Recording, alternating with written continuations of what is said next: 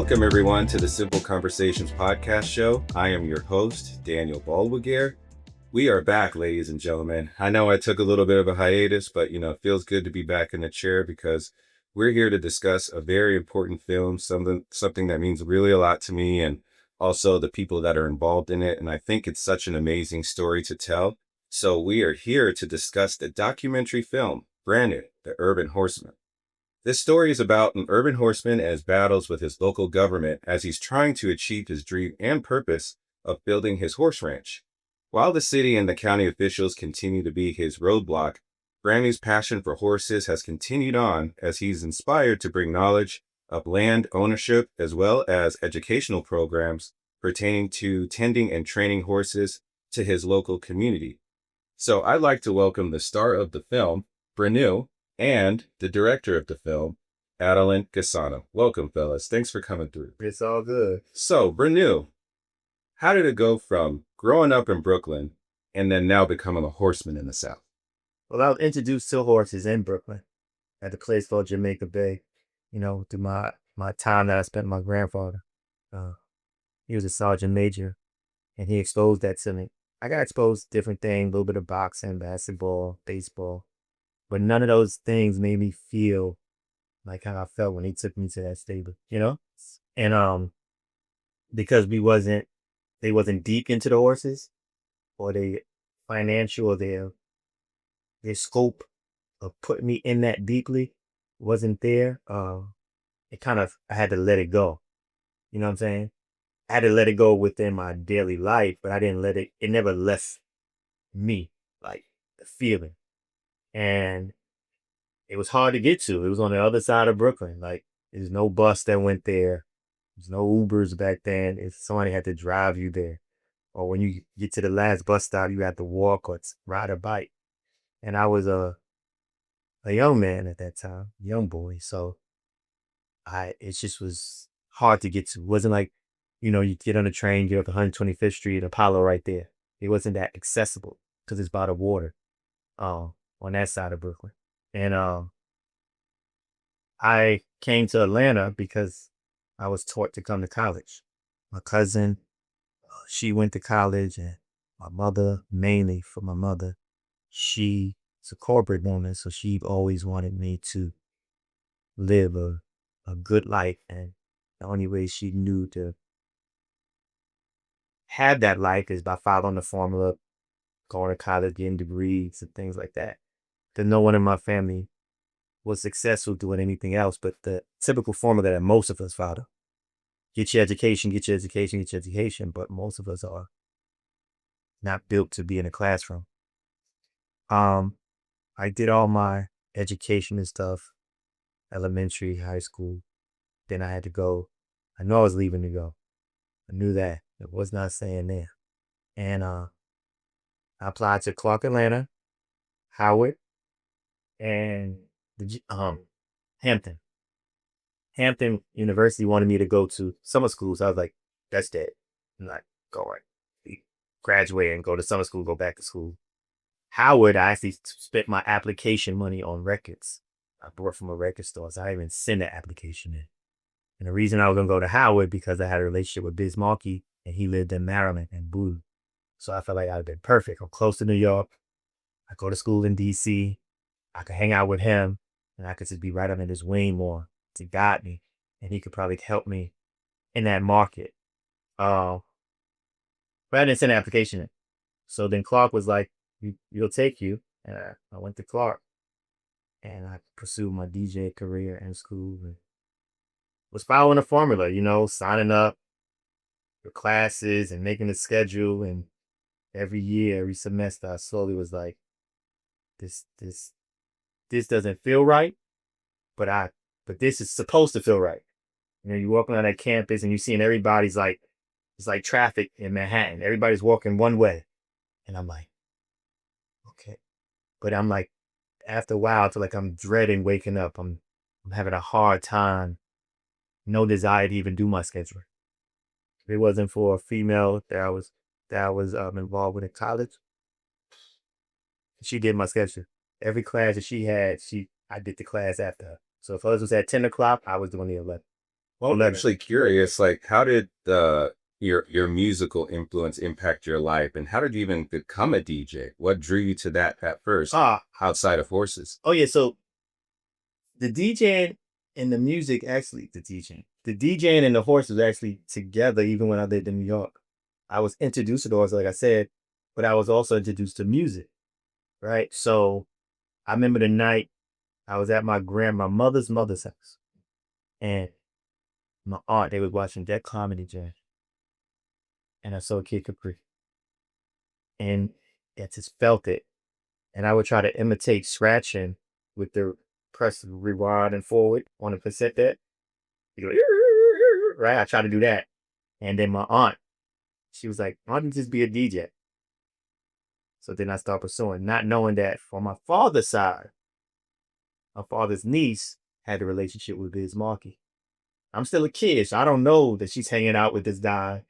So I'm trying to pursue DJing, and I'm asking for equipment, and I'm trying to I worked at Foot Locker for a hot little minute, and she embraced me with pursuing that by introducing me to him. And then really that's when I got, I would say, a heightened perspective of being a professional DJ, like without even trying. Cause now I'm around a pioneer, and I'm still in high school, and I'm in New York City clubs. Usually they don't question a star who's coming in his entourage. Like, just make sure he stays in the booth, right? So now I'm watching adults party and watching a professional, and I'm learning, and I'm seeing how it works as a job. Like, this man is making a career, no college degree, and I'm already being programmed to think. So subliminally, now that I'm old, I'm more mature, I'm able to set myself. Every experience was showing me that it was a way to go the route that I wanted to go. But I just wasn't confident enough to, because I'm still a child, you know what I'm saying? So that's how I left New York. And once I got to Atlanta, I started making my way DJing on campus with different fraternities, sorority parties. Started DJing in Spelman, like for their Margaret Friday. I don't know Ferrari. Not yet. Not yet. It's coming up. Fraternity guys were like, hey, I think we're doing a Q bash or a pajama jam. And so then I started making my noise on campus, and then outside promoters started, and then I started working my way to the city. Is there any correlation between music and horses, or even when you're on the ranch? Do you ever play any music for the horses? Do they respond to anything like that? So I one of my things is that my horses, when I first started, I had my first horse, her name was Spinderella. Uh Respectfully, because of Salt Pepper, right? I named the first horse as Spinderella. But I started naming the other horses genres of music. And my whole vision was each horse is gonna, their stall is gonna have that genre of music in their stall. I was trying to make a musical ranch. That was my vision. That one day when I get a ranch, it's gonna be a musically inclined ranch. And all the horses gonna have their, like in hip hop, it'll be his stall, and he'll have somebody coming in and put graffiti on it. Bad graffiti like a New York train. And they have speakers in each one playing the music to them. I still love music. So I just was trying to combine two of the passions that I had from early and make my own unique. It just came to me, like to name the horses that most people name their horse like Seabiscuit or, other names, right? I was naming mine because I was so in love with the DJing at the genres of music. And it's just something that naturally aligned with my vision. And to this day, now that I finally have my own place, I'm still gonna put that in place. Before I was on other people's ranches, so it's kind of hard for me to do that. And how many horses do you currently have right now? I got Bob right now. But Yeah, but I've had a lot of horses in my lifetime. well, what is the personal relationship that you currently have with your horses now? What are the 5 of their names? And Right now, I have Soul, okay, which she plays in the role of the program I want to create. with the genres of music. Um, she's an American quarter horse, registered quarter horse right here. And so, right, so you see her colors like copper. You know, she's soul. She's a sister. You know what I'm saying? That's why I named her Soul. And when I got her, I just felt soul the way she was. She wasn't trained, but she still was like very dainty. And it's you may not understand that. Like some horses could be like people. Like some of them could be like messy. She's such a lady. Like when she eats, she doesn't tear up the stall. Now I have another horse named Brooklyn. I named her Brooklyn because she's like respectfully like a lady from Brooklyn that's gonna talk back to you and get all aggressive and bully you. Just last night, she tried to bully Soul, kicking her, pushing her out the way. She not even bothering her. So when I watch their personalities, and then that's when I come up with the names. Um, did I answer the question? Yeah. So you have Soul and where the I got Brooklyn. Yeah. Okay, and I have Soul, Brooklyn. I have Earth. Earth was part of a trio. It's supposed to be Earth, Wind, and Fire. 3 walking horses. And I'm still gonna do that. But my setbacks kind of threw some of my I had to give Wind and Fire away. They were twins. I didn't actually give them away. The government took them. Okay. Okay, so they were 2 chestnut horses. And I wanted to make them like a trio where 3 kids from different environments can ride together. But they're walking horses. Right? But they mix walking and they quarter horses. Where the Earth, Wind, and Fire music will be along the trail. Or they ride on Earth, Wind, and Fire. And I teach them the power of those 3 elements, Earth, Wind, and Fire. You know what I'm saying? Yeah. And you also have Mexico. I got Mexico. Mexico, I named her Mexico because she came from a Mexican family. She came from Mexico. And over the years, I became more creative. So I shift from just naming her at the genres of music, but I still had soul. And then I wanted to tap into regions.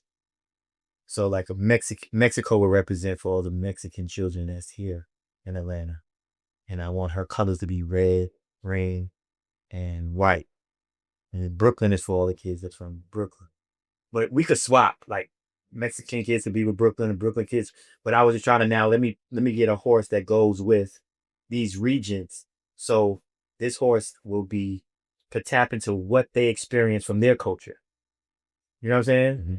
Mexican children, like I want to do things around the Mexican culture with that particular horse. So I really want each horse to play a role, an extension of me. Because I can't be everything at the ranch at one time. And to quickly add, going back to Mexico, she was a wild horse. So it was up to Brandon to break her in.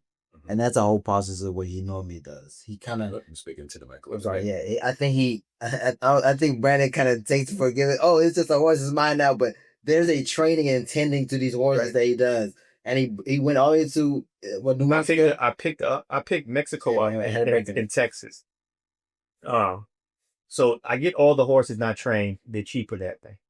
Okay. And I prefer it that way because I enjoy building that relationship from me being the first person to put hands on you to when you don't trust me, you don't want to get in the trailer, you don't want to get in the saddle, and then to see that I can truly be a leader. I could lead this wild animal that can kill me. Then I've proven to myself and something else that now when I speak leadership to a child or anybody, right, that now I know that I can connect. And then I tell that story, like we talk 2 different languages. We come from 2 different worlds. But the one thing we got in common is that horse want to feel trust and love. Period. Same thing as a human.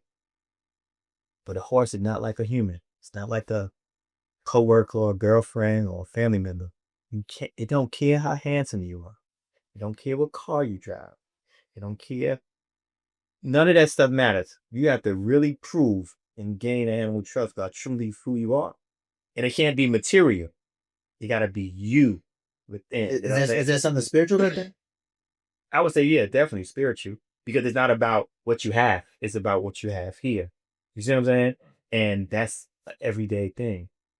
Right? Every day. Right. So Brian, just to be clear, so do you have a spiritual connection to these ones? Oh, definitely. I think having a spiritual connection is simply saying that it's not about aesthetics. It's about how committed are to me, even when it's crazy. You know what I mean? Mexico did this. Ooh. Okay. Okay. So you get in the trenches with them too. Yeah, Mexico did this. You know why Mexico did this?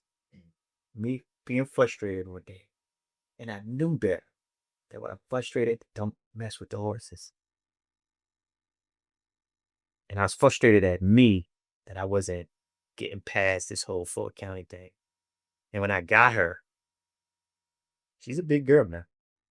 I was trying to, I ignored all her signs saying, I'm not playing with you. I'm not sold. I'm a new one over here. Can't back me in this corner. So I was teaching her, I was backing her up as a discipline thing. And I got so confident in me. I was out there with no shoes on, no hat, no shirt, which if I had the hat, a hoof would have hit the hat. So I backed her up, trying to get her to respond to backing up. And she shot up like a rocket out of the creek. Like like this, like just shot up in the air. And once I saw her up, I'm like, I can't remove. She just came down on me. I was disappointed in me, so I knew better. And that every great person in any craft at some point, your skill time may get in the way. Maybe your ego or your arrogance too. And I needed her. So she could have killed me. She could have broke my nose, bust my eye open. Luckily I caught a little gas. And the only thing the gas is because one of her shoes came off. So one shoe had a shoe on it and the other one didn't. The other one didn't have a shoe, just left this small. But when she came down, I couldn't move. You know what I'm saying? She shot out that creek so fast, like a rocket. And in a moment, I didn't know what my face looked like. Because I'm just out there. But when she did it, it made me feel like I said, I needed a wake up call. Like I got too comfortable. I'm out here, I got my hat on, barefoot, and I'm ignoring her telling me I don't want to do this right now. Right. And You know what I'm saying? and that's so fascinating. He's talking about that kind of experience because one of the things that found fascinating with this documentary is just how we going into a world of an horseman, and a horseman. I think for a lot of people they don't get it. Hopefully, the documentary gives that visual. This is a guy who lives entirely in this rural agriculture setting, meaning he doesn't go home to like me and you do. You know, where we go home to air conditioning homes and sand sheets and queen size beds with that. For him, it's full on working with these horses on untilled land, uncultivated land, and all day, every day, 7 days a week, 365 days, Well, 24 hours a day. well, before you put this film together, what was your personal experience with horses? And why did you even decide to make this choice and say that this is something I really want to dive into? This is a story that other people need to hear. Well, the long end of it is our producer Julia Griggs was really actually the one who met Brandon for the first time and was so fascinated by his story. I think they met on the Beltline here in Atlanta, and when you have a guy who rides a horse on a Beltline, it's something you just you don't forget, like someone who kind of fell out of the sky. And so she had this idea. She continued conversations. And who are you? Where are you from? And all that. And then so once she learned a little bit more, she said, "There's something here. There's a story here." And then me and her worked together at a same company. We were going back and forth, and she approached me because she knew I do documentaries, and she was had a particular liking for the documentary I did before this one, entitled Bow Legs, Marvin Arrington seeing an Atlanta story. And he says, "What do you think about this story?" And so then I started having my conversations with Brandon, and I think we did a Zoom at the very beginning. I mean, of course, I said he kind of came off a little rough and said, "How about this? Let's do this. Let's go to the ranch. Let's get the camera. I had my Nikon, went out, took pictures, and I was blown away. I was like, the minute I stepped foot, I was like, this is a feature. I went back to her and said, we got a documentary. This is bigger than just a news story. And so while I wasn't necessarily into the horseman or horse thing, I always did have an itch to do an outdoors piece. Urban farming piece was part of that, but I just wanted to be outdoors. I feel like a lot of my stories were indoor fluorescent lighting and very contained. This was like an outdoor adventure. We're out in the sun, out in the woods, out in unmarked land. It just it made sense. And so yeah, we pursued it. We did our light research on his backstory and realized yeah something's missing here. His voice, particularly with a lot of the cases he's been through, his voice, his side of the story wasn't being told. So we thought that's the angle to go at, and we went for it. That's what's up, man. I mean, when I watched the film, I was definitely blown away about how you're able to portray the story and then be able to put it together, but also give exposure to what happens in this life. Because in our regular world, we don't really see that many black horsemen. So when I heard your story, I just felt like you were one of one. Actually, can you go into your logo? Like, what does your logo mean? And how did you actually put that together there?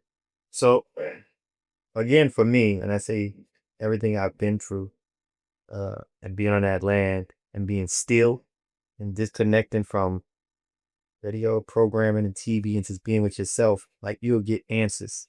Like your mind is constantly moving. So it just came to me one day, like Brandon's my government name, right? So the B. And then I thought about, I always look at myself like one of the movies I liked is The Black Stallion.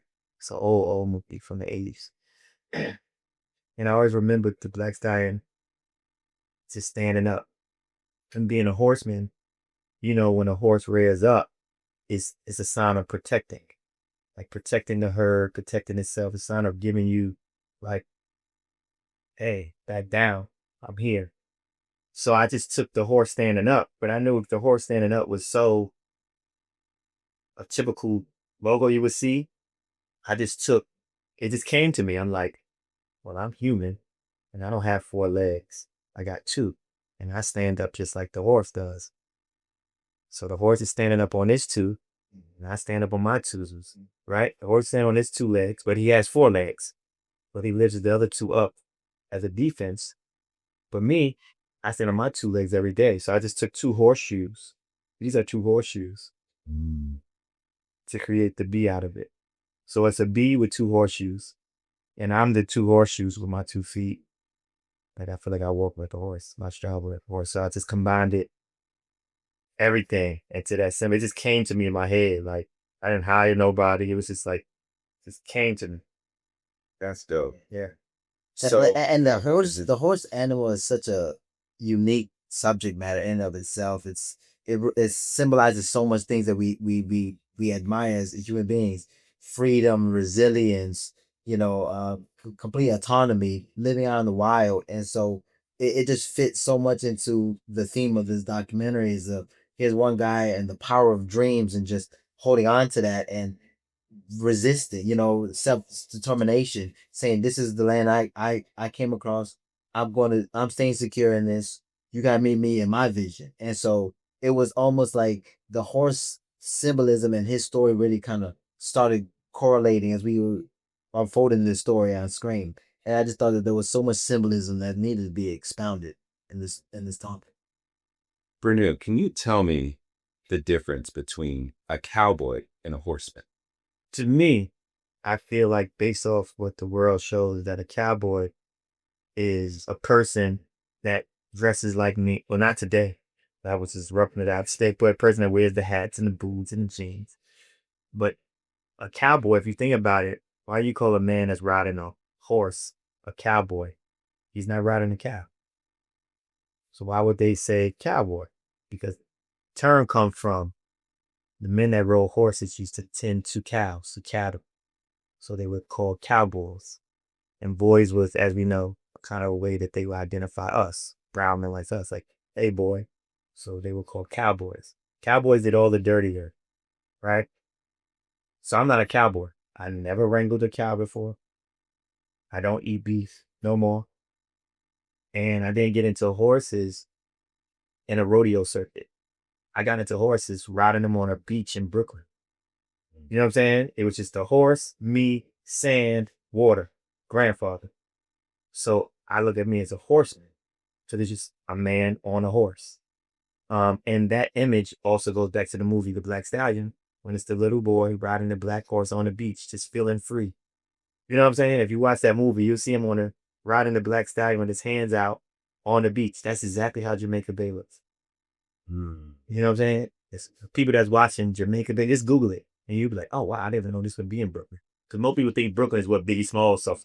They don't think like, these people in Brooklyn got boats behind it. So Brandon, when you consider the Atlanta's cowboy, how does that make you feel? Well, I didn't come up with that because Cowboy. right? That's what it started off with the AGC article they did.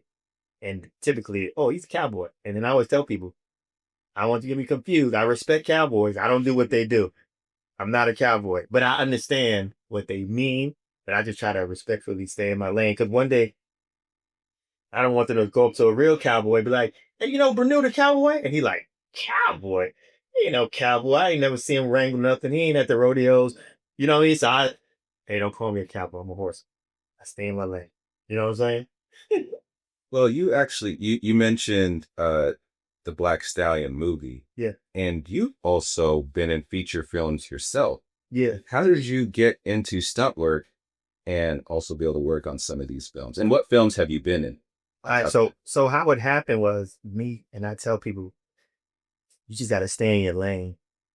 If you have a passion, you have to just enjoy it, and it fulfills you every day. And eventually, somebody else going to see your joy, and they may just come grab you. So that's how I got into the film stuff. I had no agent.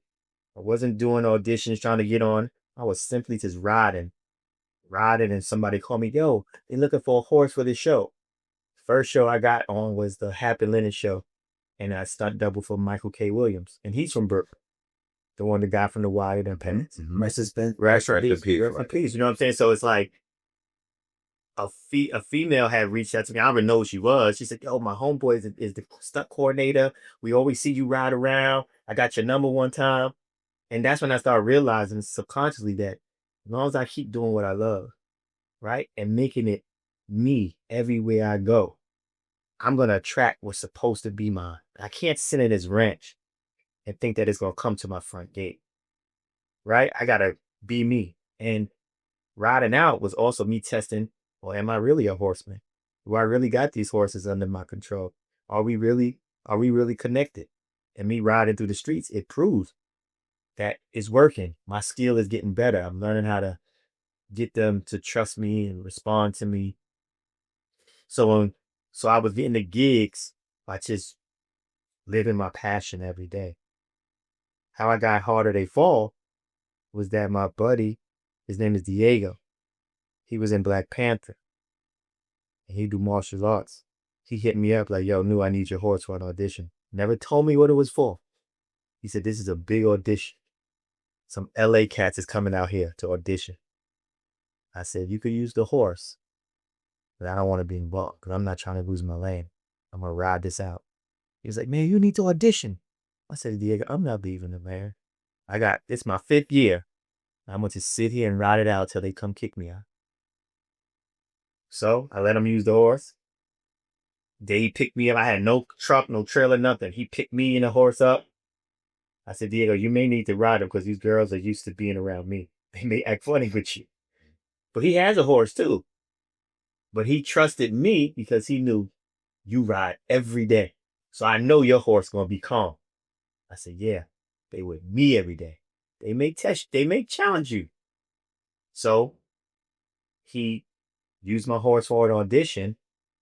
The horse started cutting up in the audition. The stunt coordinator said, whose horse is this? We the only people bringing horses to an audition. As we pulling in, they looking at us like, who are these dudes bringing up horse? So they already have horses there. And one thing Diego told me, he said, man, you want to ride their horses or you want to ride your own? I said, I'm following your lead. So he did convince me to bring 2 horses that day. But I forgot the girth for the saddle that goes under the belly. So I said, Diego, you just do it. It's your thing. This ain't really my lane. And I happened to get the gig because they asked me who the horse was. He pointed to me and they told me to come here. He said, what's up with the horse? I said, nothing wrong with the horse. The horse ride fine. They said, well, let me see what you could do. I said, well, since I'm I brought 2 horses. I said, well, you want me to ride bear or not bear? He said, ride bear. So I looked at Diego because I'm feeling kind of bad a little bit, like he's getting a nod, like graceful, like a good friend, like, You deserve it. Like, it's your shot. Because this stunt coordinator, these are some big stunt coordinators. It was a private invite audition, mainly from stunt guys that did Black Panther. Like, this wasn't like something they blasted. Only a few people knew about this. And he said, for you to get your first audition in front of this guy, this stunt coordinator, people wait years to get in front of these guys that were standing in that horse arena. And just to You know what I'm stress it, this is Harder They Fall. This Right. was the Netflix documentary starring Idris Elba, Yeah. Jonathan Majors, Majors, and yeah. I think it came out right after the pandemic. But Jay-Z was direct. but it was being produced before the pandemic. Jay-Z was the executive producer. You know Yeah. what I'm saying? So he was in that world. I wasn't in that world. I was just thinking about my land. Like, I'm gonna ride it out. Man, they say, yo, go faster. So I'm looking at him like, they really want me to do this? Cause I'm kind of like, that's my homie. I'm like, he's like, do it. Like, he didn't hate on it. He was like, this your shot. Like, you deserve it. Much you've been through in all these years. So this happened in 2020. So he knew about the 2016, all that crazy stuff. So I just started making the horse go faster. And they kept saying, go faster. Go faster. I'm riding a horse bare. Bareback. You know what I'm saying? That's crazy. And then I make the horse. So then I got comfortable. I just start cutting. I made a stand up bare and walk sideways. And then I get off and they said, we'll call you if we like it. That's what they said. So I was like, okay, that's Well, how did it feel to actually see a film that was about Black cowboys, Black horsemen? That's why I say, like, all of this thing that was happening to me was really my, like, staying true, standing up, being myself, like the logo, protecting the land, staying true to all the morals that I believed. And then I was getting tests. I was getting rewards that I didn't know I was getting rewarded. My relationship with Diego came from when I used to DJ for Akon. I met Diego in a studio. So that life from the music was still helping me navigate. That's how I knew Diego. So it was like, it was showing that I was on the right path. Everything that I was going through was meant. Everything was meant to be the way it's meant to be. And when they called me, they was like, oh, I need you to train a few guys to come by your spot and tune them up. So I said, cool. Now my spot looked rough. So a few guys came over, we tuned them up. This was around COVID. They sent me a little COVID packet. I had to send it in. He said, we're going to take you for a week. So I said, cool. And every week my contract started extending. The stunt coordinator liked me, I guess, and just kept me. He said, we're going to extend it another week. We're going to extend it another week. We're going to extend it another week. So now I'm seeing my bank account getting like, so I'm about to lose the land. I had 5 years to pay it off. So I'm seeing it. I'm like, shit. And they're like, we're going to extend it for a month. We're going to extend it for another month. So that movie saved me from losing the land. They paid me enough from that movie. So that's why I tell people, the blessing may come from a relationship you may have had. If you had a good relationship with somebody, they may open the door for you that you don't even know. But you got to be prepared. If I'd have gave up in 2016 and said, after the arrest and said, nah, this ain't for me, when I got that call, I wouldn't have been prepared. Well, that's actually what I want to get into the arrest. But before we get into the arrest, how was it in 2016 you purchased your 27 acres of land in Fulton County? I mean, how was that process in claiming something that is now yours? And what were your dreams and aspirations with that place in that time? Well, in that time, I used to be at the ranch next door. And I got to the ranch next door because Fulton County had banned me from riding. They said I was a nuisance. They didn't want to see me in the city of Atlanta riding a horse until I paid off a fine. And But Brandon, be clear, is it Fulton County who gave that sentence or the city of Atlanta? Well, city of Atlanta is in Fulton County. Yeah, but there's two different jurisdictions. So I went to court with Fulton County Animal Patrol. So I see. So you were in the city of Atlanta. It's an article. The thing, but it was Fulton County that was governing the animal control aspect of it. Right? Right. So they tell me, well, since you can't pay the fine today, sort of. Well, why should I give you my hard money? I'll piece y'all off, right? Supposed to come to. That's what most people do. They just come in. I'll piece you off. Well, until you pay it in full, you cannot be seen riding the horse. These people actually put an article out that they banned me from riding in the city. right? So when I went out to Rockmore, mind you, I still stayed true. I never gave up on the horses and the vision. I just kept moving through hardship. My last court case about that, I realized like, damn, my lawyer is connected to all of these people are high horse people. They know each other. Yeah. So my grandfather said he came down. I told him about a lady I knew that had a ranch next door. I heard about her. I don't know her. He said, well, don't ask her, can you go over there? So when I dropped him off to the airport, we stopped by the ranch that's next door to me. And then she eventually called my phone and said, I saw that you stopped by. I met her. She said, yo, you can come here and do your horse thing. So when I was at her place, I used to always look across. I had a cabin at her place. We always look across to where I'm at now. For the horses will always go over there because I'm by the creek. They would go over there for the water and the grass. And it was just like, I didn't know that all that time, animal control was moving me and disturbing me. But because I stayed true, it was actually pushing me where I needed to be. Right? They kept moving me, but I kept moving with them. Right? And I stayed true. And then I got to a place that I didn't even know was going to be my permanent place. And I was looking at it every day and didn't know that I was supposed to be there where I'm at today. I'm looking at it every day. My horses that was on her land would go over there every day. Sometimes I would think that somebody stole the horse because they would never come back. Spinderella would never come back. She would stay over there. My first main horse. So now when I think about it, I'm like, damn, it was just the vibe, how this whole thing played out. So when I got when I was the lady who ran the place, we had some differences, and how running a ranch should be. And one day I went across the street to a bistro. It's called Bella. I had no car, no nothing. Went over there dressed like this. And then I met a woman. And then we met. She brought her and her daughter to ride. I just explained my life, what I was doing. And she's like, there's no way you're going to be able to do this with this lady. You got to have your own place. Sometimes we get messages from people say angels. Sometimes angels are humans. You know what I'm saying? It's those that speak life into you, those who believe.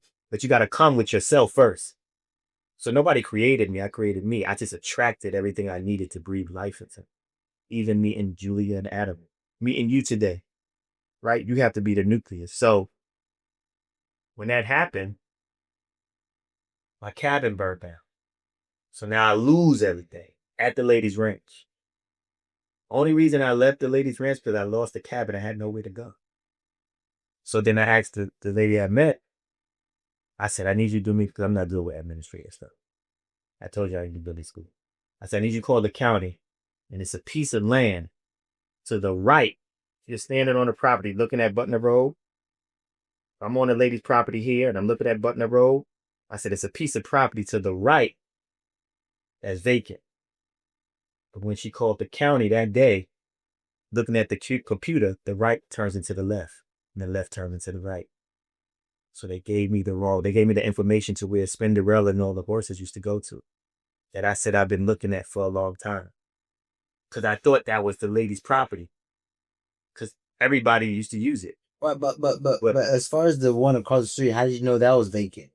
It wasn't across the street. This is the lady's property, 3265 Butner Road. It was right next door to her. On the same side of the road. Was it like a sign that says vacant? It was just empty. And I knew from real estate, from talking to the lady I was dealing with, that sometimes property can be available. It may not be a sign on it. What you have to do is get the address next to it. On there's any listing about it, right? Yeah. Right? It's not always going to say for sale.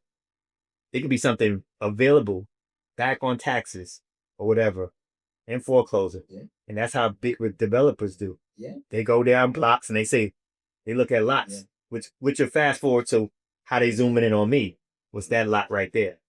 So the land that I got was divinely waited for me. So when I met the people that sold it, I was at the place that I thought I was supposed to get. They was at the place where I'm at now.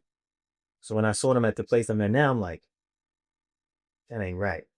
I thought that was the lady ranch at 3265 ranch. Because she'd been telling people that was hers for all these years. But come to find out, the land was vacant for like 25, 30 years. 25 to 30?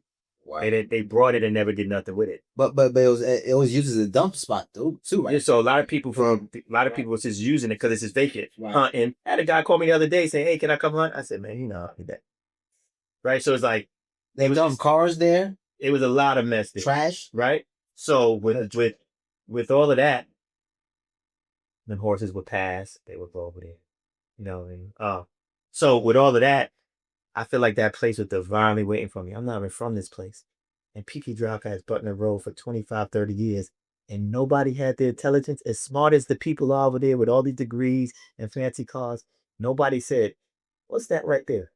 Well, owning the place now, what did it mean to you and your family? Have anyone in your family ever owned? No, nobody. I come from nobody in my family ever seen anything. I never seen nothing like this. So for me, it aligned with, I knew I was a free spirit. I didn't know what to call it. You ever seen Soul Food, the little boy? Yes. I always felt like I was him. Oh, okay. At the funeral, get up and tell everybody about themselves. Mhm. So I had to learn, I had to get in tune with myself. So but I had to realize, I didn't know, I had to lose stuff to gain. That fire happened because it had to strip me because I wasn't paying attention. But now I'm like, I've been looking over there. The Horseman telling me to go over there. But I'm not savvy enough to look up. Because I'm like, I'm already good. I got this place I can stay at her ranch and build my dream from here. Not realizing you never know what's right next door to you that could be available for you. And you could be one day too late. But just so happened, the pain that lady put me through that made me leave the ranch, to go across the street, to meet the female that I met that knew about real estate, that gave me the insight. And the day that she called, the person just happened to answer the phone at that time, messed up. It was all divine. So that's why I tell people, this is why I feel for this land. Because if you really know how I got it, I'm telling you how I got it. Does that not seem like it was meant for me? And seem like this is part of your journey where you're supposed to go and what you need to follow. I went through the strip, the pain, going through another person who had the know-how. The day that I told him to do it, the day my cabin got burned, the day that the lady who owned the ranch pissed me off, and I said, I didn't give up on my dream. I said, I'm just going to leave and go across the street. Because I didn't have a car. Now imagine if I had a car. Probably would have drove downtown. Probably would have went to a chick house. I didn't want to ride a horse. I was frustrated. And she couldn't understand the way I'm trying to run my business on your land is going to benefit us. But it's her land. So I had to ease up and say, you know what? Let me tuck my tail. Let me just go across the street, get some food. But because I didn't have a car, that restaurant that I went to is no longer there. And so, right, and that's what's fascinating about this story here is that it's one thing for Brandon to be the Atlanta's urban cowboy who rides around town and gives rides in various parts.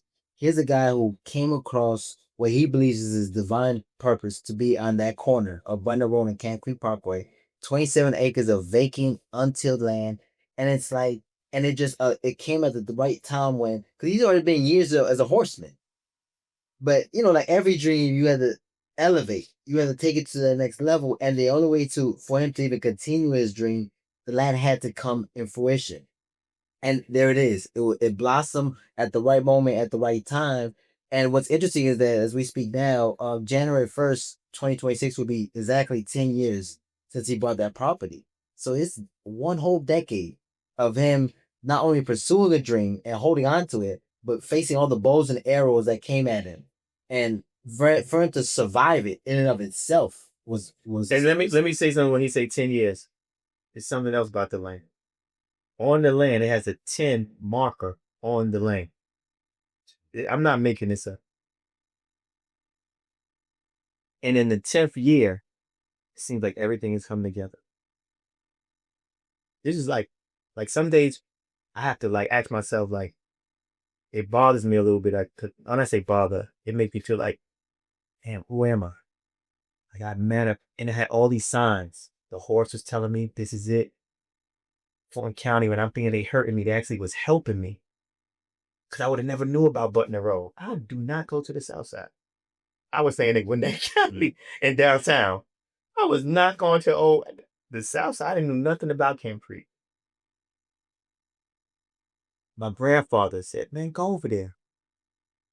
And I think everybody, we always have these little pieces that we got to pay attention to. But sometimes we let other people get in our ear, like, nah, you don't need to do that.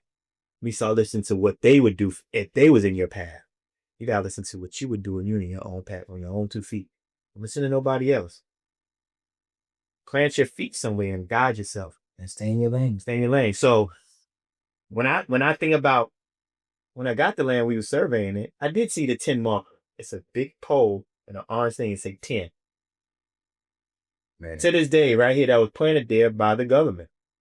by the government. And speaking of the government, let's go back to 2016. Yeah.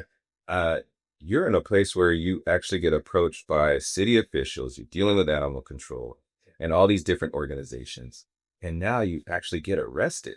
Can you take us through that process of why you were arrested and how you dealt with it? Yeah. And then I also know you mentioned in the film that your father was in and out of jail too. Yeah. And how was that full circle moment and how did that experience affect you mentally? When I got the land, he was still in prison. So he wasn't there through a lot of things. But I guess his life helped me realize directly what it would feel like to not be there if you had a kid, you had a son. If your choice. But as men, we want to provide. We may take different routes to provide. You know what I'm saying?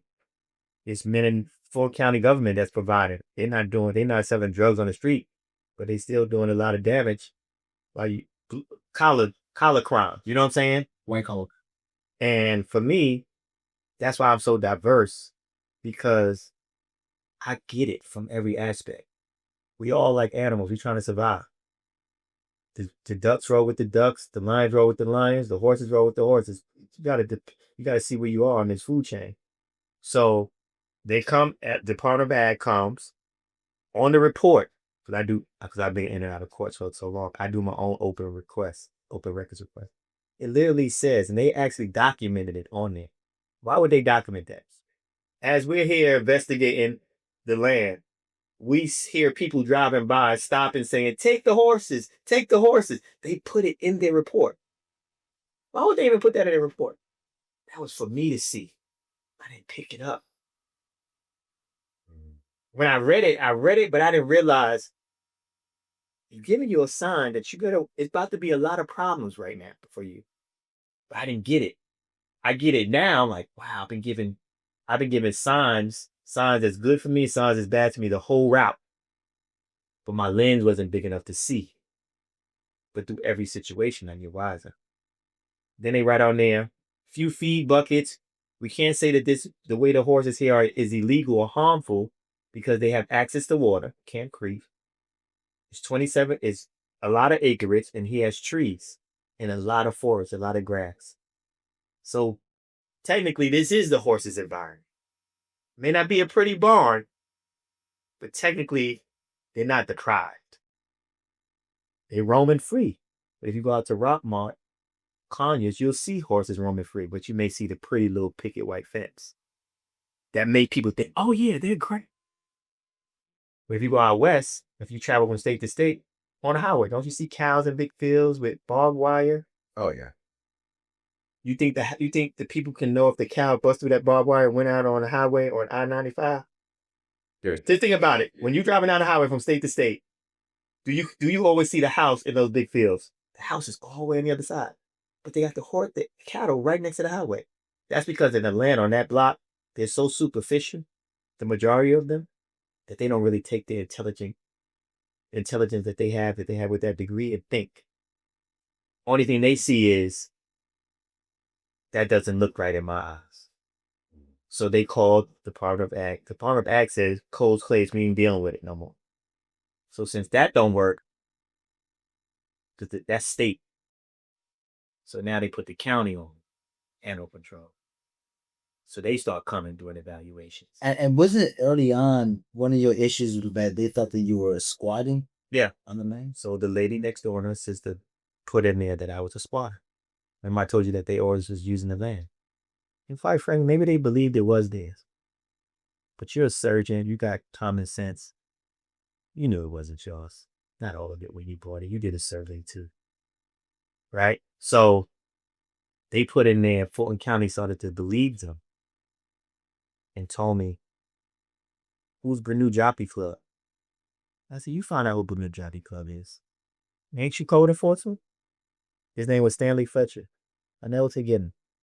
Because he was like my grandfather. He was an older gentleman. And I couldn't believe that it could be a brown man coming to me, trying to make me be something I'm not, and trying to trick me. And he said, well, next door claiming it's theirs, and it is theirs, and we're going to get you out of here. These things this man was saying.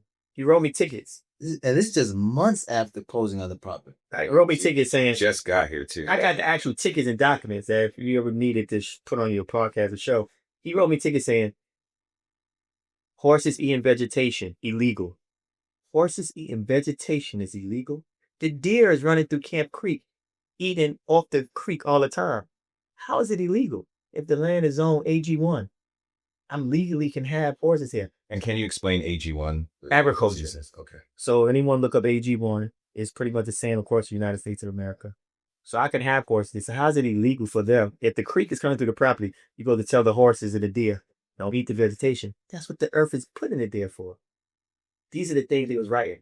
But see, and that part is important to the AG1 aspect, because part of his challenge is that as he's dealing with code enforcement, city officials, even county officials, animal control, that there's laws and regulations for each one of these zone areas. So there's residential zones, there's agricultural zones, and industrial zones. He's on agricultural land. So they have to, based on paper, legally speaking, they have to treat him differently than they would another residential community member, living there, as well as someone who's building some type of industry. And so one of the conflict that's happening with Brandon's story is that they're not treating him legally on paper the way they're supposed to. Because agriculture, if I'm allowed to have animals, and you complaining, the 25% over there, Button Road, Camp Creek, that believe I'm not doing it right, you think nature just drops down a bomb? Or do somebody has to build them? Yeah. Okay, so now I'm building what I can build. If you look at the day I got arrested, you will see pallets of fresh wood. You will see me building. I just got there. No, it doesn't look like Chastain's Park, but I'm not required to make it look like Chastain Park.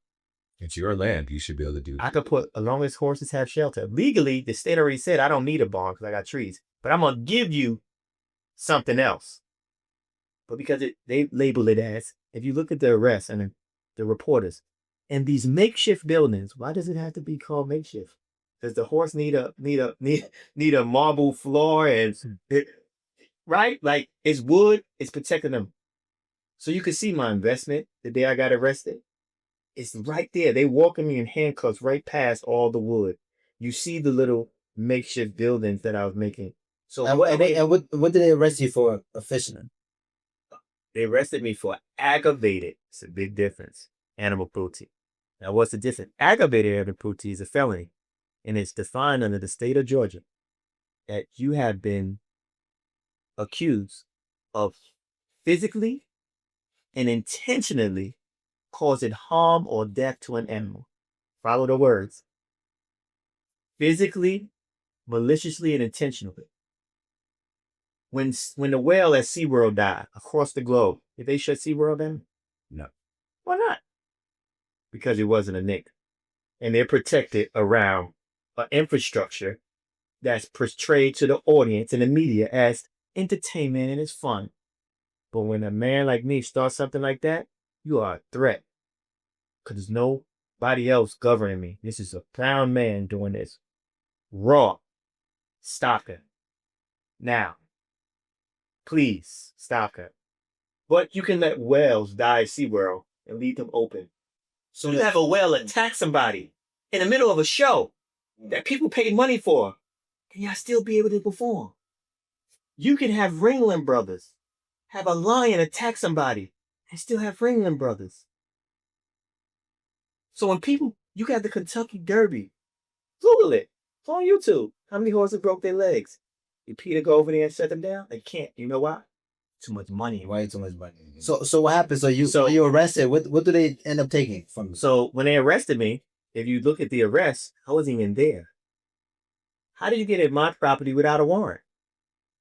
These are all the hiccups in Fulton County. Well, the police report says the lady next door at the owner. You took her word. You took her word. She is? Well, when we go to court, you find out that I'm the true owner. Everything you found is now illegal. Because you went into the property under what a neighbor told you. Why ain't look at the county records and see who really owned it? Or who's Brannu Jockey Club? That's for you to find out. You want me to be a detective? And pay me. You should go find out who Brannu Jockey Club. And it's Brannu Jockey Club because it has an address. Send them at 7-Eleven. Do you go right to Ronald McDonald? Or does Ronald McDonald have a registered agent? Every major corporation doesn't deal with stuff head on. Right? So when they came into the property, they came believing that I was a squatter. They took the lady Bird who owned the ranch next door. She never got arrested. So she was the property owner.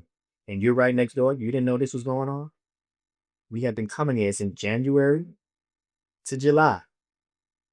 And you're calling. So if I was in the wrong and she was technically the property owner, why didn't she go too?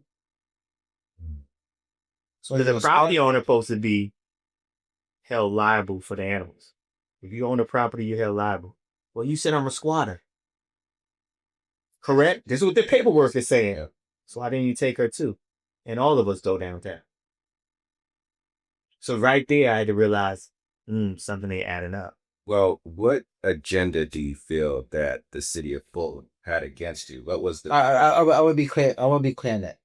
He closed on the property just January 2016. It's unincorporated Fulton County. The city of South Fulton was incorporated a year after that, in January 1st, 2017. So his arrest in 2016 is under the Fulton County jurisdiction. Hence why animal control and animal cruelty and all these charges were put on him, and he's dealing with them at that level. Once it becomes a city, now when a city incorporates an unincorporated part of a county no longer has jurisdiction though. Now he's dealing with the city of South Fulton. So I just want to make that very clear. So it's only a single battle with these arrests in 2016 was with Fulton County, not the city of South Fulton. Okay, so Fulton County. So then the city of South Fulton starts to follow the same momentum as Fulton County. So there was multiple arrests, but we'll get into that more. But the 2016, they said they found dead horses. Okay, is the animal not supposed to die?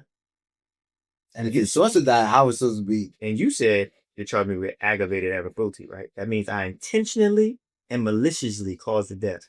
How can you prove that?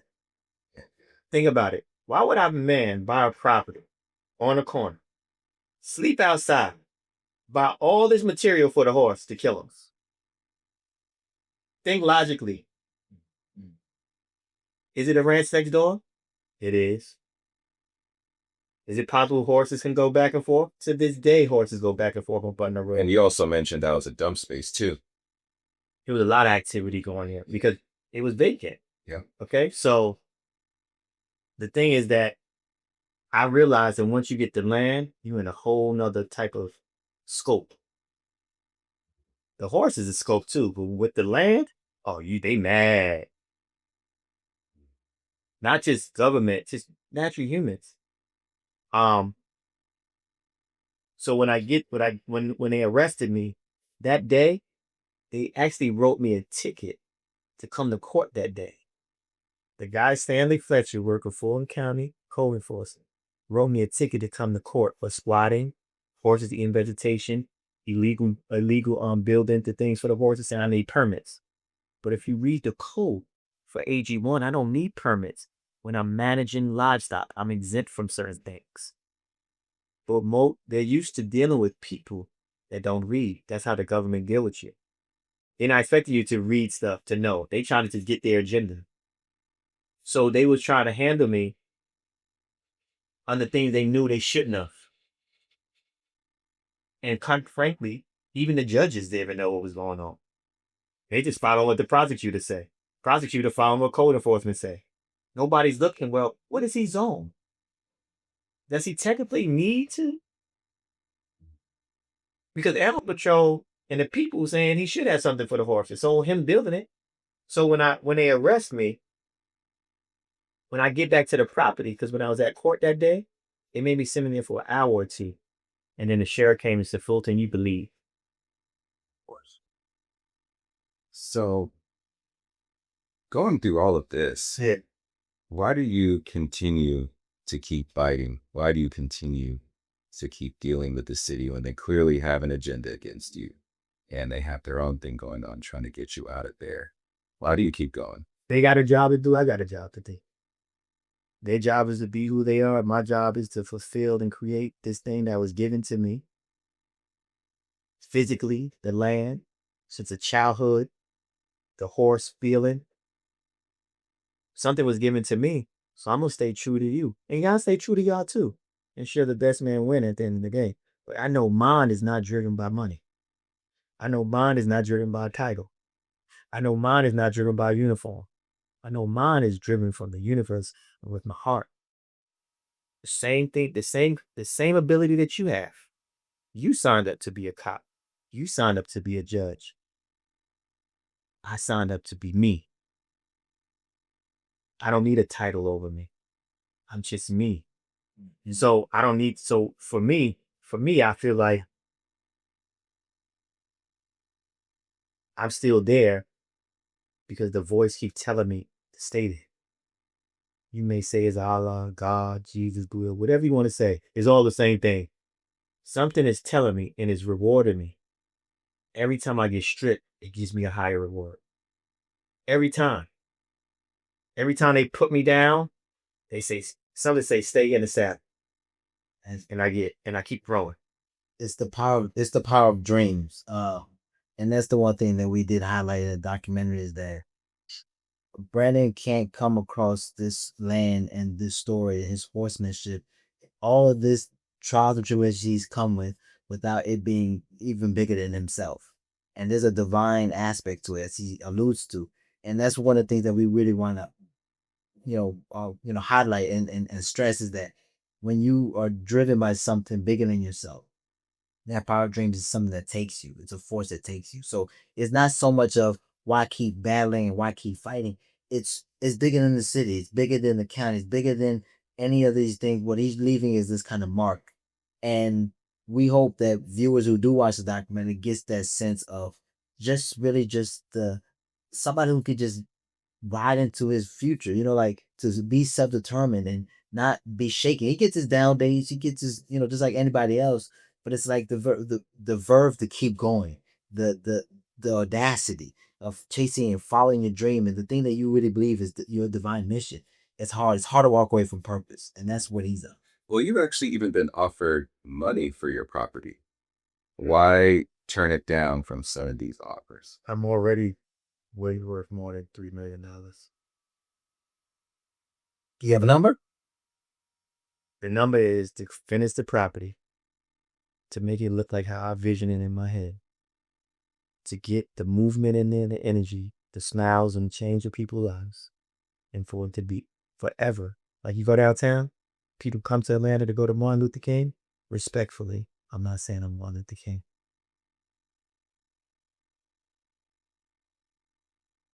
Martin Luther King stood up for something that everybody said the government say he shouldn't have. They even arrested him. I'm doing the same thing. So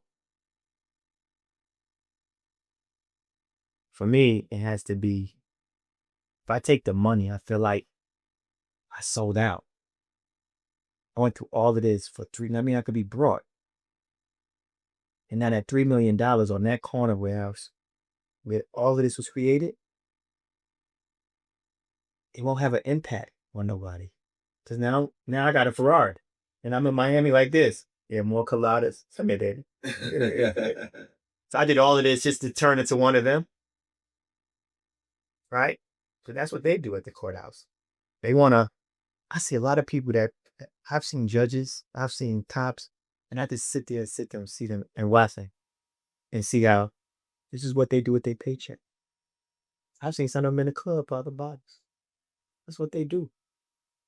They do that. They will take someone and make them collateral damage like me so they can keep a check in their pocket to go out here and purchase Louis Vuitton, trips, this and that, and make their girlfriend feel good, make their kids feel good, make their mama feel good, make their nephew feel good. The difference between me and you that I'm trying to make people feel good that I wouldn't have no blood ties to. I'm just trying to connect to the boy and the girl who is like me that had a desire to do this, but don't have the ability. That was once me. If I didn't feel that growing up, I wouldn't be able to tap into this. But since I was a boy who couldn't feel it every day, I have to now. I could have been born through somebody say, hey, you want a horse? Yeah. You was plenty of people at Jamaica Bay, young kids that had horses. I wasn't born to the mothers and fathers. So my story of not having, being stripped, is driving me to reverse it at the end of my creation. I'm going like this. So when I close my eyes one day, I could say, damn, I changed the narrative for what was me. For somebody that's not me. So his dream is full circle. His dream, honestly, is full circle. He's born in a disadvantaged neighborhood. Horses opened up a lens to a world outside of him. And it was therapy in many ways. And so he wants to go full circle with that aspiration and bring it back to that same kid for that next generation, because it wasn't like these problems went away. If this is the thing, I know how many parks in Atlanta are still here today that been here for years. Certain parks in Atlanta, right? Why can't we, at this point, make the corner where I started and showed you? It may not look aesthetically pleasing, but the energy put into it, it's way more beautiful than what a brick wall would look like.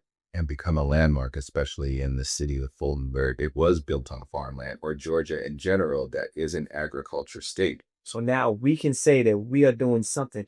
Name me one brown facility in South Fulton that's trying to do what I'm doing.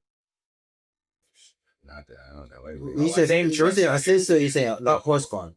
They have a number of horse farms out there. That's doing what I'm trying to do? Like Soulful Ranch. They do equine therapy. There's folks who are doing Soulful Ranch. And there's other ones. Chastain Farms. There's other farms that have a story like mine. Not your story. You are wildly unique. So this is what I mean. Wildly. That showing that you and the government may battle, but at the end, if you stay positive, you know how many times I want to follow people home or just torture people? But my ending dream said they're not even worth you doing that. Because then you'll never be able to feel that emotion that you're craving for. Because now you're going to lose your freedom by trying to retaliate. Even though you see them, like I'm mad at you, right? For what you did to me. And now charges are dismissed. And then I see you out just hanging out with your lady at Ponce City Market, just enjoying life off of the pain you brought me. And you're feeling nothing, right? Just sitting in the parking lot and follow you. But I would never feel the feeling I want to get for that land turning into what it is and getting the recognition from Fulton County and from other people and say, yo, it was a guy there that kept believing. Nobody understood him. You ever seen Lean on Me? Yes. Joe Clark. And this whole vision, how he put into it. It wasn't about what the mayor said. Children came in masses at the end. Well, right? So that's what that goes way past $3 million. What we could do is include me in the vision for the future development, right? And we take our egos out. I don't have an ego. I'm saying let's make this for everybody. Even you. Yeah, you locked me up. It's all good. You didn't understand me. It's cool. Yeah, you judged me. It's all good. But now you see. So now moving forward, you can kill your negative energy to kill someone else's dream. You can say, oh, instead of me blocking somebody, let me just help. Most people are healed. Most people are here to destroy. They're not here to build. Well, what educational programs do you want to create with your ranch and your property? The one thing, I'm not going to be like the traditional people.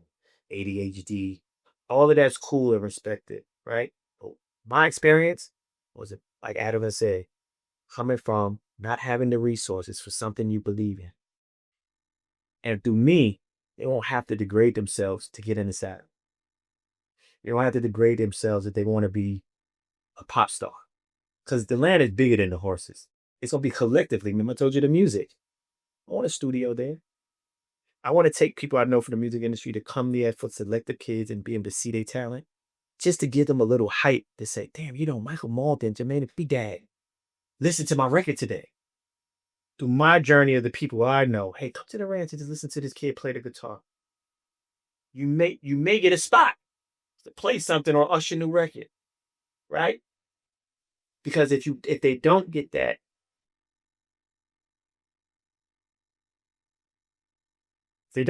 opportunity,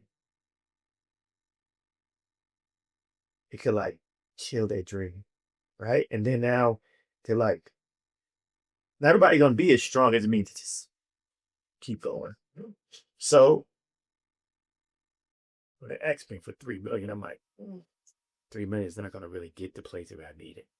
And then I lose the foundation. I can't make them more land. And I'm so close to Privileged Kids and Hamilton Road, Ben Hill, Riverdale, The Bluff. I can merge conveniently. You ain't gotta drive all the way to Conyers or Blue Ridge. We could get a bus, pick them up, bring them to me. Now you hang out with Timothy, who daddy is Morehouse professor, a dentist, and you hang out with Sam, who daddy's in prison. And with that animal, it doesn't matter what your parents do. It's all about you. Horse don't care your daddy ride a Porsche.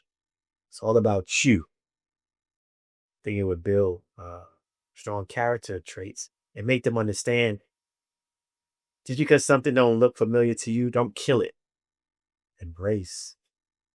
And I think that's the program. So it's more of it's not an ADHD, it's more of a uplifting, rising of the spirits of people from two different worlds and showing that for you to be at the top of a pyramid, it still got to be the janitor downstairs. For you to be that judge, you still need the deputy. You ain't gonna have court without that deputy because you know somebody will come across that table. And you're not signed to even detain someone. You're only ordered to give out orders. So when you go in Fulton County Courthouse, what's the first thing you do when you go in the courthouse? Oh, the mediator. Damn right. You know why? Because they know the energy upstairs could piss you off. Mm. They can't arrest you. A judge can't arrest you, nor can a prosecutor, but a deputy. So they place the system that try to hurt me and hurt many people. They position themselves just like how I'm trying to position myself. They put things in place that's ordained to do it. I don't have nobody over there pushing dirt, bringing machinery and shit. I'm everybody. I'm the janitor, the visionary, the lawyer, security, Spokesperson. PR. But hopefully do this. Look how I navigated to be here today. I navigated to get Adam.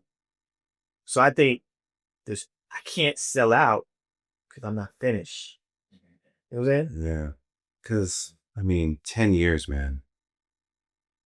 How is your mental health? Well, I had the days, like Alan said. He kind of pick up the days when I don't call. I don't when you could hear it. I'm very direct, and it has. Sometimes they could clash over. Like what I said with the horse. I knew I shouldn't have fucked with that horse that day.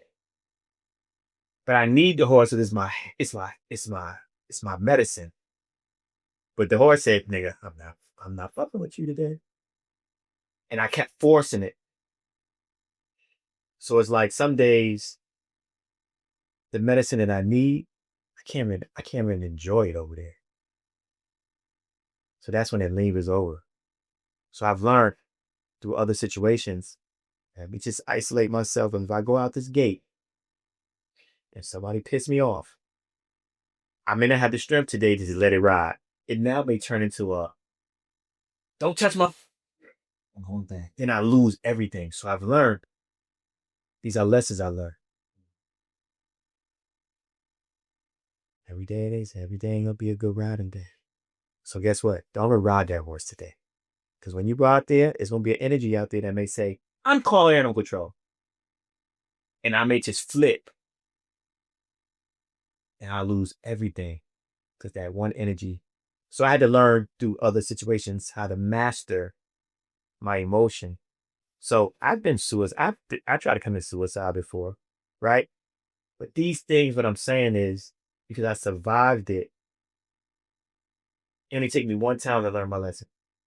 I'm not a person that needs 5 times to get smacked. I pulled that trigger, it didn't work. I knew I was supposed to live, right? I tried other things, it didn't work. I eased up off of it. And now I'm confident that you're supposed to be doing exactly what you're supposed to be doing. The pain you're going through is exactly building character. And that's why I feel like the educational program and what I'm trying to do with the man, I will connect more because I really did it.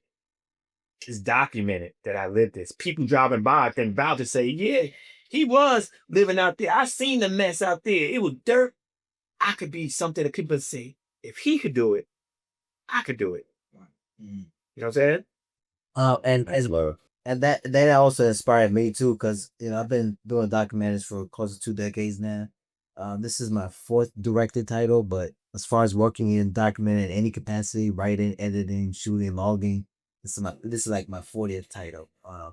And that's what resonated me the most with his story was that here's a guy who lived an urban, safe life in his DJ days. He went to college and everything, and he walked away from all of that to pursue his passion, his dreams in horsemanship, and then obviously land owning horseman. And that was so resonating. And I just said, this has to be, if it inspired me as the director of I was like, let's put this in front of people and let everyone, young and old, get the sense of what it means of pursuing your dreams and holding on to that and never letting it go. So, like with the DJing thing, like I totally, but this, like, before I wasn't even big like DJ Khaled. I was able to play at the SB Awards. I've been at the Playboy Mansion. This is like young, early 20s. I'm around this element of people. I DJ'd in Las Vegas for Chris Webber. I got pictures of me and Charlie Murphy because I was hanging around bids. You also toured with Jaquan, DeBrat, right, and Akon. I've DJ'd in Usher's house before for a private party. But I had to come to realization one day. I said, this is really not me. Because in that world is no morals. And you can see it today, how people losing themselves. But Brad, I'll say this though. I think that it was your dream. I think you moved on. And it's okay. I think that's part of growth. When I say it could have been your dream at that early stage in your life, and you realize you had something more, which was a yearning that you had. When I say that all the challenges I had with DJing, I wasn't willing to deal with it. Like, I'm not gonna let you talk to me crazy because you a millionaire and you about to put me on this talk. You don't respect me here? Fuck the talk. Fuck the access to be around the girls, to be hanging out. Fuck it all. Because it's certain morals that I have to follow by. So I left the DJ world thinking that world was going to be safe. And I realized, and my grandpa told me, he said, it's always going to be gatekeepers. Yeah. I never knew nothing about it because I'm not in corporate America. But he was in the middle. He said, it's always going to be gatekeepers. It's always going to be somebody trying to hold you back. I'm not hearing it. And even in that world, they're gatekeepers. In the horse world, it's gatekeepers in podcasts. It's gatekeepers in journalism. Humans are the most destructible people in the world because if you could do something that they can't, they'll use their power and their connections to block you. Right? So for me, I say, you know what? I'm going to create my own lane. I'm going to put the horses and the DJing together. I never really wanted to let go of DJing. But think about it. I'm rolling with a pioneer. I'm getting gigs. I'm having fun on tour. I'm doing all those things. If I'd have stayed in it, I could have probably, a lot of people say you could have probably been a big name DJ dude. But I just, one day I woke up and I'm like, yo, this ain't feeling right. The things I had to go, I actually had someone, when I was pursuing the album, tell me, if you have sex with that girl right there, I will fund your album. I will fund your project. It was a girl. These are people who do music know the things that music people do. It's a lot of ego. It's a lot of pride. Yeah. It's a lot of, if you do this, like, I actually did do it. Not because I'm willing to have sex with her. She was a hot girl. And when I saw myself, that's how you slowly get pulled into shit. You feel what I'm saying? You got to start to, luckily I have a spirit that catches quickly. Something about my spirit, I'm like, this ain't right. I should have felt bad because she was hot. And the only reason he told me to do it because she wouldn't give him no play. He said, if you could pull her, I'll give you the money for your video. Mm-hmm. And so this is the thing I want. Why I feel like 3 million in me having that land. All my experiences could show them how to recognize the devil and the angel. Sometimes the devil gonna look like it's helping out, man. I'll pay for your video. I'll give you money. It's really the devil talk. Trying to see how low you'll go for that. And once you think you could do it for that, guess what the pattern comes. You do it again. You do it again. You do it again. Yeah. And then it hits That's how people get sucked in, and then now you're just lost in it, and then you don't even know who you are. Boom. And now you sit in the bathtub with cocaine up your nose. Exactly. Yeah. If we could talk a little bit on the production side of things, you guys make concept. Oh yeah, but that was no, I absolutely want to get there into the production side for sure.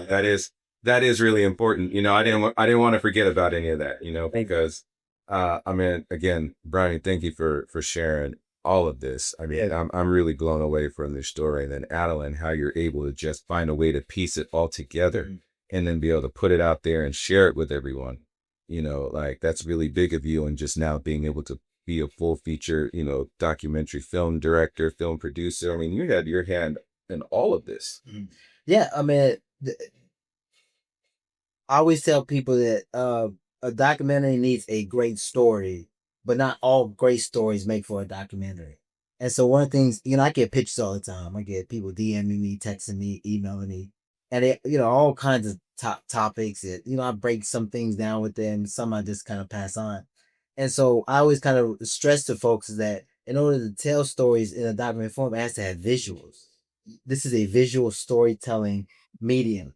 And so that's where Brannu came in. It was coming on that property, seeing the vastness of it, seeing the colors, the spectrum, like the horses, the different colors of horses, the different color of the trees and plants he had there. I said, let's get all this on in video. And so we did the documentary for about 2.5 years. We made sure to be there for for all 4 seasons twice. So we had 2 summers there, 2 falls there, 2 winters there, 2 springs there, to really just get the vastness of it. We used drone footage to capture the gravitas of 27 acres of land. We shot all kind of B-roll throughout the entire season. Of course, we interviewed Brandon multiple times. I think we had 3 full-on interviews, sit-down interviews with him, which went on for hours. And so you have this great story, this great idea. So how do you flesh it all out? What is the angles? How do you approach it? And so clearly what me and Julie decided to do, my producer Julie Griggs, we decided that let's treat this as a biographical piece. Let's treat this as a biographical piece in the sense of, where did this guy come from? A guy like this doesn't just fall out the sky, right? Where's his roots? Where is he rooted from? And then let's see how that we can segue all of that early life of his from Brooklyn, New York, to DJ life, and then to Horseman, and of course then landowner. So while we telling that trajectory, we're really kind of giving viewers a real flesh of how the story began and what kept the story going. That purpose he keeps alluding to is that sense of mission that he always had. And of course, then you obviously have to talk about who was the people he was involved with in those days. So it's on us to reach out to people as early. Like this family were the first folks that we interviewed. They gave us the inside scope of him, really kind of talked about his backstory. A lot of the stuff that he grew up with and his life, his childhood experiences. Then we move into his professional life. So we interview people who work with him in his DJ days, and really kind of to capture those moments. And then we go into his life as a horseman and the folks that he dabbled with there. We interviewed other farmers. Another farmer, Patrick Mohammed, is featured in this documentary. Rancher K is featured in this. We also have another horseman named Cliff Irby. People who really work and tangle with Brandon on a regular as far as agricultural life, urban farming life. And then the politicians. This is a political story, right? There's a political element to this. Who are these city officials? We couldn't just talk about city officials and county officials without putting a face to it. And so that's when we interviewed the mayor, the former mayor of actually the first mayor of City South Florida after he got incorporated, which he had his entanglements with Brannu for us. Two city council members. We interviewed the Fulton County Commissioner, Marmy Harrington Jr., who was part of that board that oversaw the lawsuits as well as the confiscating of his property. We interviewed Roger Bruce, who helped incorporate the city as a Georgia congressman. And so while we get these cast of characters, we have to flesh it out. We're going through years, but then once we get into a certain phase, that 2016 to 2020, 2025 model, we have to now narrow things down. And one of the things that's also what drew me to this story, and really when I'm putting and crafting the writing aspect, is we also have to talk about Brandon as symbolic toward this, right? And that's why it gives us much more, we feel good that it's resonating outside of Metro Atlanta. So the very fact that we got into a national news headline story tells you that his story is very symbolic towards something bigger, not just the power of dreams and not just the themes that he touched about, but just very fact that Black land ownership is dwindling in this country. Acres of land is lost daily.